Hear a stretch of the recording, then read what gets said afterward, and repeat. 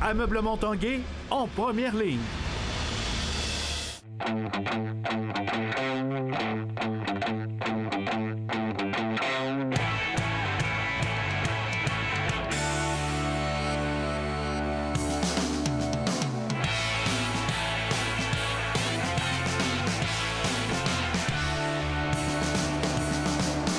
Salut, ici Jonathan Fournier, je vous souhaite la bienvenue à l'Esprit sportif. Aujourd'hui à l'émission, on vous parle de snowboard cross avec entre autres l'athlète Elliott Grondin. Mais tout d'abord, parlons des remparts. L'action reprend sur la glace vendredi. Donc, ils ont profité de la petite pause pour effectuer des tests physiques. Chacun des joueurs des remparts a été scruté à la loupe sur ses capacités physiques sur et hors de la glace. Voici notre reportage.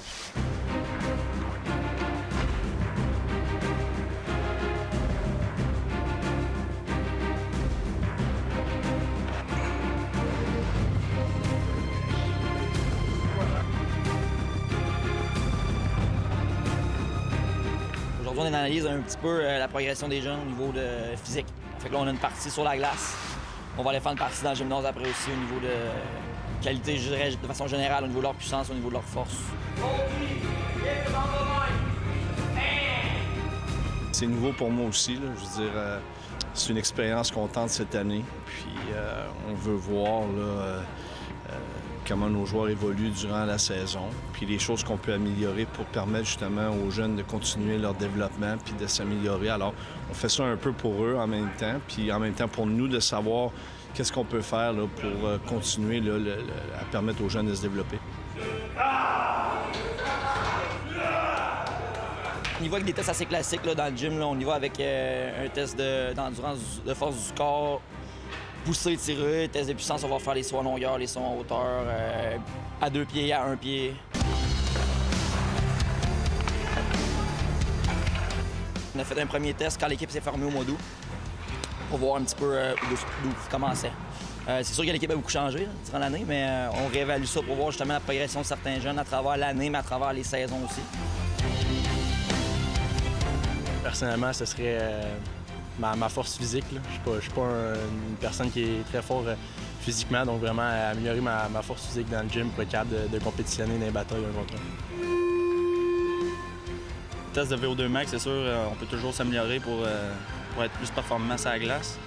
Surtout mon explosion, je pense que c'est ça que je dois améliorer le plus, puis j'espère avoir fait des bons résultats. Il y a des jeunes qui rentrent ici à 17 ans, puis qu'avec les saisons, bien, ils vont prendre évidemment de la masse musculaire, mais ils vont prendre de la force aussi. Donc on évalue ça. Sur la patinoire, c'est leur précision dans leurs actions, l'endurance cardiovasculaire, les paliers de plus, tout simplement. Saint-Laurent dans le coin, la gauche du gardien. Passe dans l'enclave, Sergueï avait la balle! Ça reste que le hockey est un sport quand même beaucoup cognitif. C'est beaucoup de prise de décision, beaucoup de stratégie, donc ça vaut ce que ça vaut. C'est pas comme un gars en athlétisme, mais pour un coach, c'est quand même un aspect qui est important à évaluer puis à être conscient un petit peu de son équipe, dans quelle direction ils s'en vont. Par rapport au mouvement que le puck part de ta blé. Ici, au niveau psychologique, les jeunes sont en meilleure forme, sont en meilleure position pour voir le jeu. On évite les blessures. On va chercher de la constance. Alors, tout ça, c'est un regroupement là, de plusieurs petits points qui font en sorte que je pense qu'on peut aller chercher là, un développement important.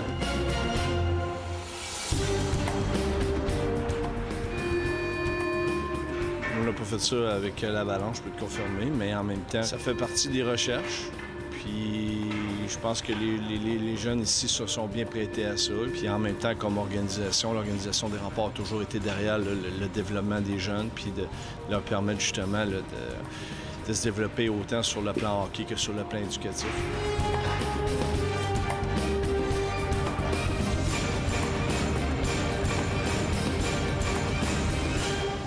En fin de semaine dernière avaient lieu les classiques hivernales de la LHJMQ et du circuit Midget 3A. Pour la plupart des joueurs de hockey, une patinoire extérieure rappelle des souvenirs d'enfance et c'est le cas pour ces deux personnalités du hockey junior québécois. Voici le reportage de Michael Alancet.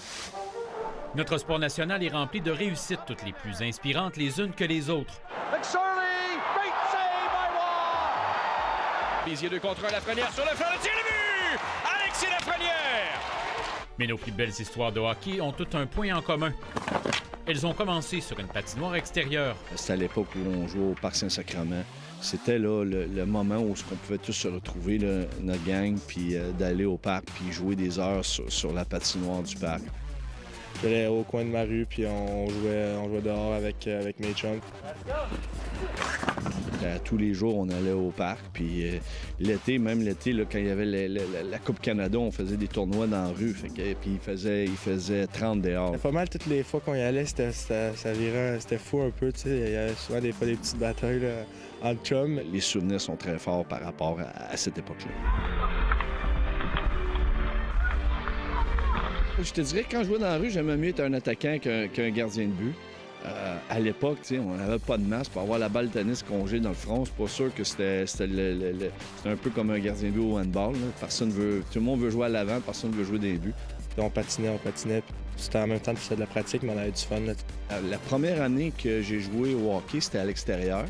C'était à Saint-Martyr puis à Saint-Sacrement. Puis on jouait à Saint-Sacrement, puis c'est là que notre gardien de but s'est blessé. Puis j'avais demandé au coach, j'aimerais ça aller dans les buts.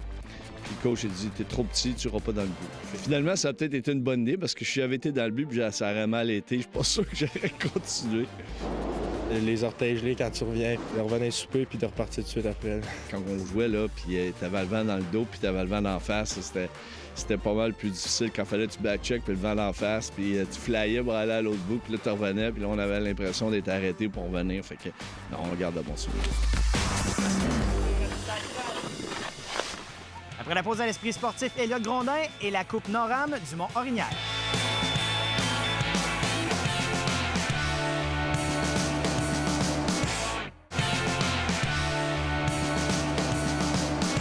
L'athlète de snowboard cross, Elliott Grondin, vient tout juste de revenir d'une Coupe du monde en Allemagne avec son meilleur résultat en carrière, une 9e position. Il est de retour chez lui et il en profite pour participer à une compétition de circuit Noram au Mont-Orignal. L'équipe de l'Esprit sportif était sur place.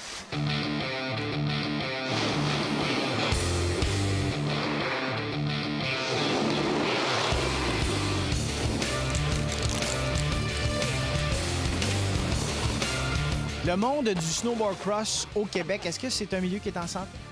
C'est un milieu qui est en santé, c'est un milieu qui est en évolution. On a une belle base en ce moment. On a pas mal d'athlètes à tous les niveaux. On travaille fort pour construire nos petits athlètes, là. On essaie de former des entraîneurs, de former des nouveaux clubs. C'est un milieu qui est en constante évolution, je te dis.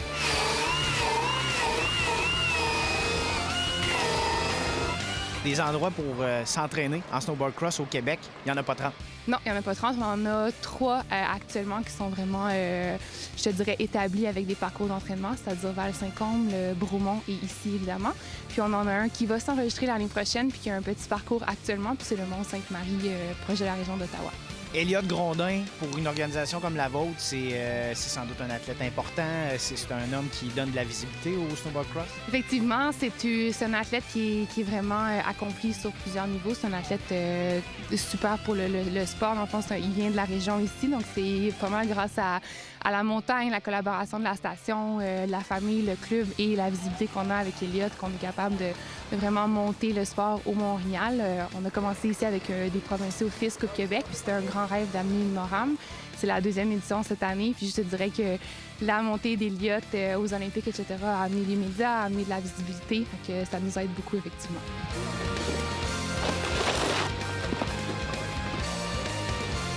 Tu reviens à Québec avec ton meilleur résultat en Coupe du monde. Comment tu prends ça? Comment tu le vis?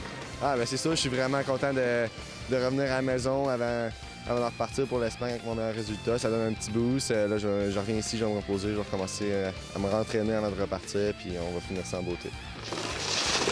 Première année, j'étais sur le circuit Noram. Ensuite, l'an passé, j'étais plus sur les Coupes du monde.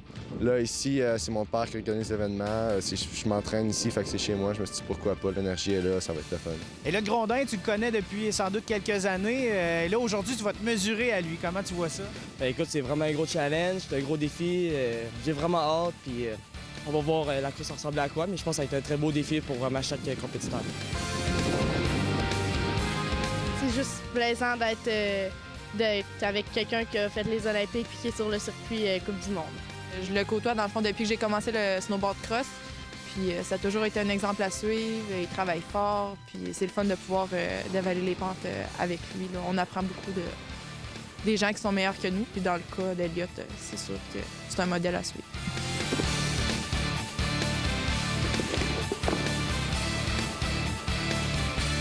Justement, Coupe du monde, il y en a qui sont plus vieux qui m'ont aidé dans mon parcours. Fait que je trouve ça le fun de toujours redonner aux autres. Là. On a 33-34 filles d'inscrites. Là. Donc, on atteint un top 32. Ça fait au moins ça fait des années pour la plupart du staff. C'est la première fois qu'on voit autant de femmes inscrites. Là. Donc, c'est un très bel objectif atteint. On est à 93-95 inscriptions, si je me rappelle bien. Donc, c'est beaucoup plus que l'année passée. Puis, on va y aller en s'augmentant les nombres. Là. Les États-Unis, on a 6 pays présents. Donc, c'est une compétition qui est appréciée du circuit. C'est un parcours technique rapide. Jusqu'à maintenant, ça se passe super bien. J'ai déjà une finale en NORAM. Je suis vraiment heureuse de mes résultats, puis j'espère que ça va continuer comme ça. J'aimerais ça être invitée aux championnats juniors mondiaux. Ou sinon, peut-être une invitation au Coupe du monde serait plaisant, puis d'autres podiums NORAM. J'ai fait le reste du circuit NORAM en Colombie-Britannique, en Ontario, puis là, c'est rendu au Québec, à mon circuit local. Fait que oui, j'ai très hâte. C'est un objectif pour toi de passer à l'étape suivante, de tomber en Coupe du monde? Bien, c'est certain. Avec l'expérience que j'ai eu l'année passée, je pense qu'avec du travail, c'est très accessible. On travaille énormément sur la relève. C'est un de nos principaux objectifs. On construit les bases pour amener nos athlètes plus haut. Dans le fond, c'est une des grosses étapes importantes. Ici, on va continuer avec nos 3 événements. Donc, on a une Coupe Québec, une FIS et une NORAM. On se croise les doigts peut-être pour des championnats canadiens.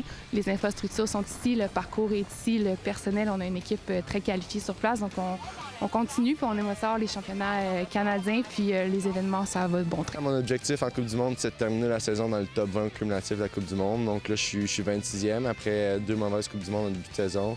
Là, ça m'a vraiment redescendu, puis là, il reste 2 autres courses que j'ai espoir de bien faire encore. Merci beaucoup. Merci à vous.